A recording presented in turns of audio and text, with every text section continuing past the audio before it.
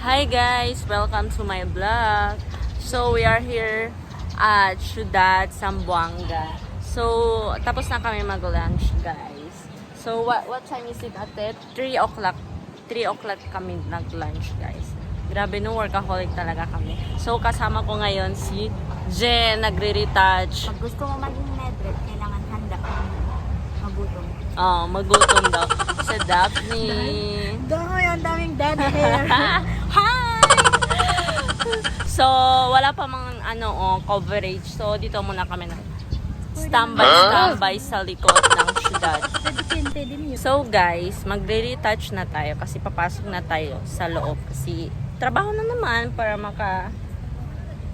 hanap ng benta. Para maghanap ng may benta. So, maglalagay na ako ng pressed powder from Maybelline, New York. So, konti lang talaga ilagay ko, guys. Para fresh lang tignan.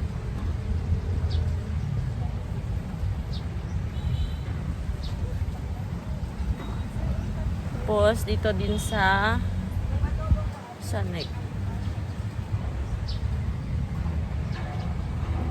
Then, maglalagay tayo ng, ano ba tawag to, ate? Highlighter. Highlighter daw. So, saan ilagay, ate? Saan ilagay? Natip ng nose. Dito daw maglagay. Opo lang. Sige pa, dahil kita pa doon. Sige. Yan. Nasa doon. Ganyan. Then, saan pa? Diba na? Tapos, dito daw sa mata. Yan. Konti lang. Hanggang dito ha. Oh, kulang gatay. Kabasa kakalat akibanda dayo doon muta-muta eh. Taran! Tapos, eto lang gamit kong lip tint by Jen. Strawberry red. So, maglalagay na tayo ng lip tint. Konting lip tint.